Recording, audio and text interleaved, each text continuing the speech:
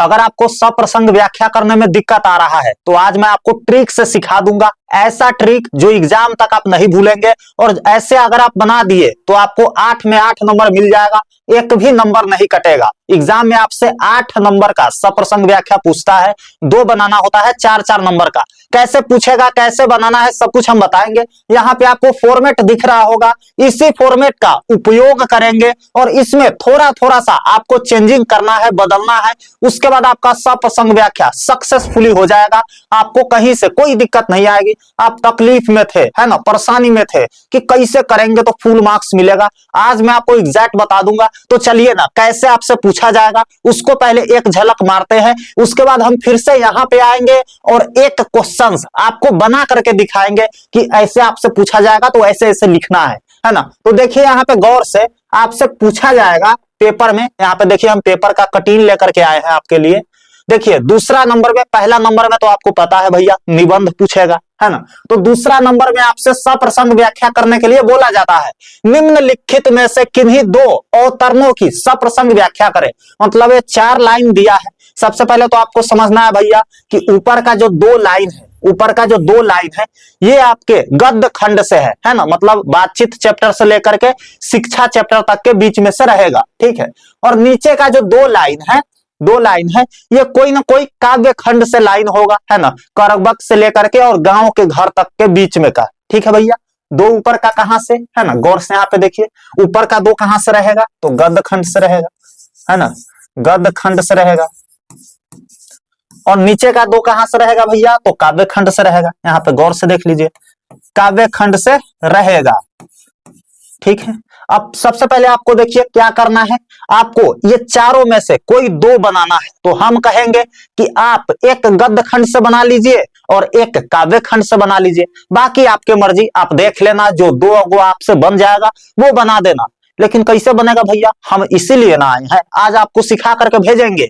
और आज के बाद आप किसी के सामने कह दीजिएगा ना कि सप्रसंग व्याख्या करने नहीं आता है, तो इस चैनल पे आना ही बेकार है ना। तो चलिए सिखा करके भेजते हैं आपको, और इस वीडियो के बाद आपका 8 नंबर पर एकदम मुहर लग जाएगा, मतलब 8 नंबर आपको मिल गया हिंदी में, कोई 1 नंबर भी नहीं काटेगा, मेरी गारंटी है। पिछले साल जैसे जैसे ट्रिक बताए थे उसी सबको अपना करके स्टूडेंट हिंदी के पेपर में 98 नंबर लाया है 100 में से, है ना, जो कि बहुत बड़ी बात है, ठीक है भैया। तो चलिए ना शुरू करते हैं, यहाँ पे गौर से देखिएगा और एक एक चीज समझिएगा। हम इसमें से इस पे देखिए ये वाले लाइन को एक्सप्लेन करके भी हम आपको समझाएंगे। ये कौन बोला था, व्यक्ति से नहीं, हमें तो नीतियों से झगड़ा है, सिद्धांतों से झगड़ा है, कार्यों से झगड़ा है ना।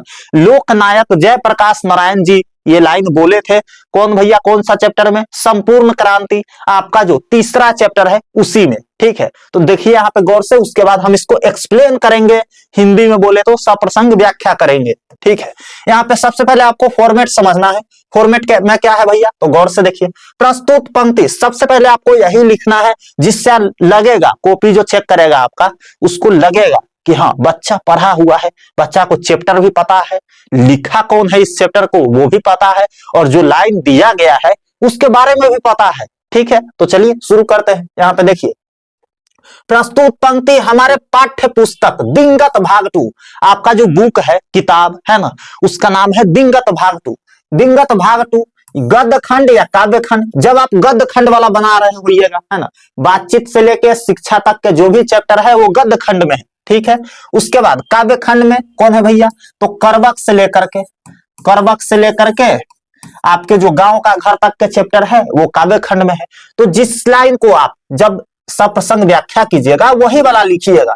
तो मान लेते हैं हम कि गद्य खंड का कर रहे हैं, तो गद्य खंड लिखेंगे, इसको नहीं लिखेंगे, और सब आपको ब्लू से ही लिखना है, रेड का यूज नहीं करना है। रेड का यूज हम किए हैं आपको समझाने के लिए, ठीक है।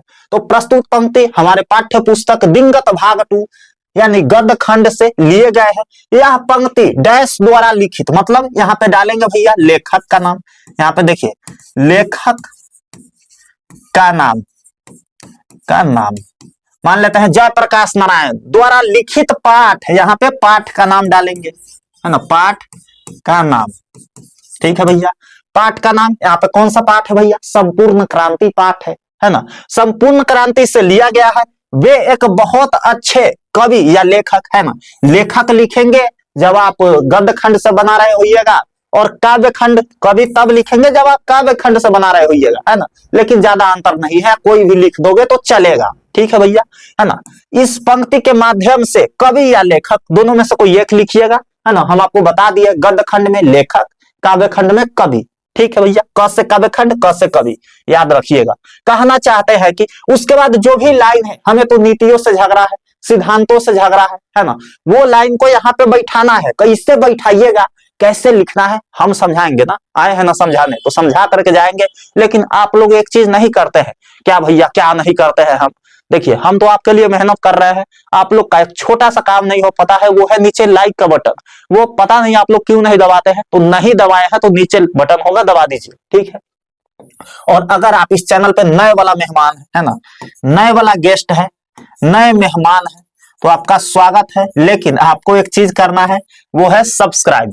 आपको सब्सक्राइब कर लीजिए, ताकि इसी तरह का जो वीडियो है वो आपके फोन पे पहुंचे, नहीं तो ढूंढते रह जाइएगा और नहीं मिलेगा। काफी ज्यादा ट्रिक आने वाला है, आवेदन पत्र का, उसके बाद पैसेज प्रीसेज बनाने का, सबका आने वाला है। तो सब्सक्राइब करके रखिए और यहाँ पे गौर से देखिए।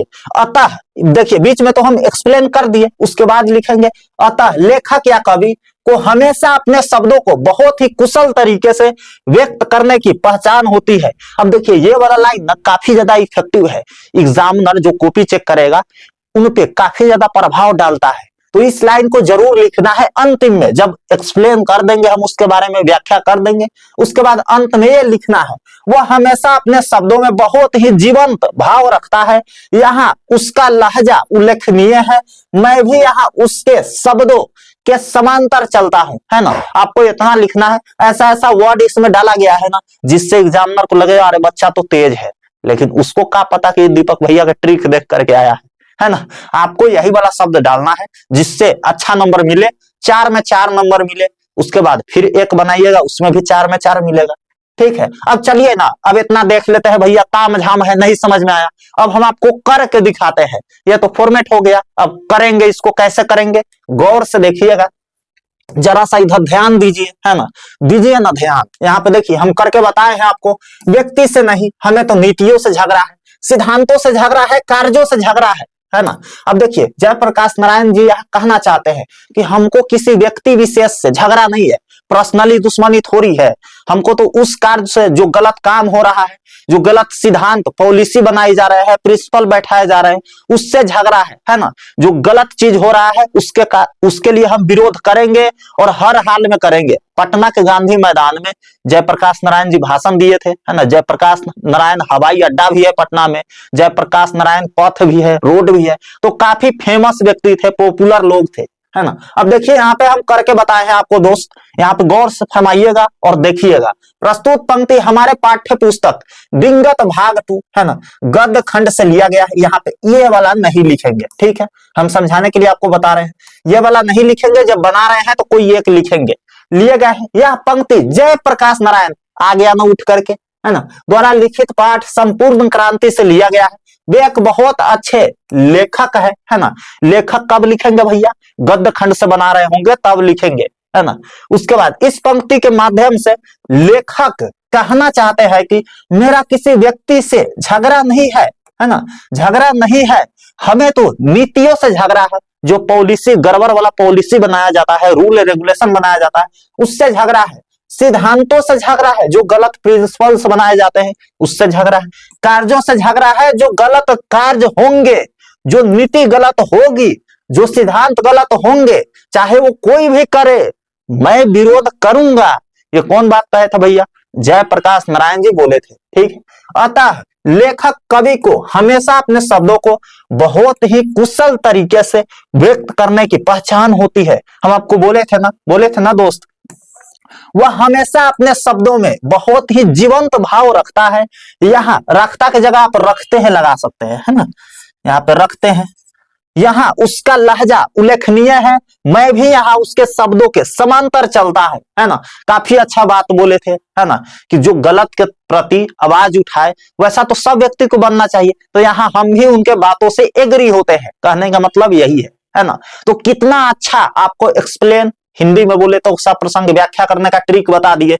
सब में आपको फॉर्मेट यही रहेगा दोस्त, आपको थोड़ा थोड़ा चेंज करना है। लेकिन अब भैया लाइन कैसे पहचानेंगे, तो थोड़ा सा आपको हिंट जरूर मिल जाएगा। अगर आपको नर नारी लिखा हो तो समझ जाइएगा अर्धनारीश्वर चैप्टर से है, चौथा चैप्टर से, जिसका लेखक कौन है भैया, रामधारी सिंह दिनकर जी। वैसे ही आप पहचान लीजिएगा, कोई बड़ी बात नहीं है, ठीक है। उसके बाद हम आपको बताना चाहेंगे हिंदी का वैसा नोट्स जिससे पिछले साल हिंदी के पेपर में 98 नंबर स्टूडेंट लाया था लैंग्वेज पेपर में, जो कि बहुत बड़ी बात होती है। और अभी इस पे बहुत बड़ा डिस्काउंट भी चल रहा है, 98 नंबर तक आप भी ला सकते हैं, कोई दिक्कत नहीं है। इस साल तो और ज्यादा मेहनत किए हैं हम लोग नोट्स बनाने में, है ना। पूरा क्वेश्चन इससे मैच करेगा, एक भी क्वेश्चन सिंगल क्वेश्चन इससे बाहर नहीं आएगा दोस्त। और मात्र 50 से 60 क्वेश्चन देंगे हम आपको, वो भी आसान भाषा में, उससे बाहर एक भी क्वेश्चन नहीं आएगा, है ना। और सारा चीज गेस करके दिया गया है, सब चीज रहेगा उसमें, है ना। सब प्रसंग व्याख्या, निबंध, सब कुछ, व्याकरण, सब कुछ रहेगा। सारा सब्जेक्ट का नोट्स है। अभी इसका प्राइस, ओरिजिनल प्राइस की बात करें भैया तो 150 रुपया है ना। मार्कशीट देख सकते हैं, इसी नोट से पढ़ाई करके पिछले साल अमित कुमार का 460 आया था, है ना। यहाँ पे संध्या कुमारी का 451, 447, 444, संतु का आया था 438। ऐसे 500 प्लस मार्कशीट हमारे व्हाट्सएप पे आए थे जब स्टूडेंट को बोले थे भेजने के लिए, है ना। 500 प्लस भाई बहन का 400 प्लस नंबर आया, जो कि बहुत बड़ी बात होती है ना। आप भी ला सकते हैं। इसका ओरिजिनल प्राइस एक सब्जेक्ट का 150 रुपया है, लेकिन अभी इस पे 60% का डिस्काउंट चल रहा है, सिर्फ आपको 65 रुपए में मिल जाएगा। नीचे वेबसाइट का लिंक दिया गया है डिस्क्रिप्शन बॉक्स में, कमेंट बॉक्स में, वहां पे जाकर के आप चेकआउट कर सकते हैं। और अगर आप ऑल सब्जेक्ट लेते हैं, है ना, ऑल सब्जेक्ट के लिए लेते हैं तो सिर्फ 299 में आपको ऑल सब्जेक्ट मिल जाएगा। इसके लिए आप नीचे दिए गए व्हाट्सएप नंबर पे जाइए, आप एक सब्जेक्ट लीजिए या ऑल सब्जेक्ट लीजिए, आपको ज्यादा फायदा रहेगा। और पढ़ाई स्टार्ट कर दीजिए। आपका भी अगर सपना है कि 400 प्लस नंबर चाहिए तो आप गूगल पे भी सर्च कर सकते हैं, दीपक भैया के धमाका नोट्स से टकराता है कि नहीं, वहां पे भी आपको जवाब मिल जाएगा कि पूरा क्वेश्चन हर साल लड़ता है बिहार बोर्ड में, है ना। तो जाइए नोट्स को ले लीजिए, नीचे नंबर अटैच कर दिया है हम, कोई भी दिक्कत आए वहां पे जाकर के पूछ सकते हैं। मिलते हैं आपसे अगले वीडियो में, तब तक के लिए love you all and bye bye.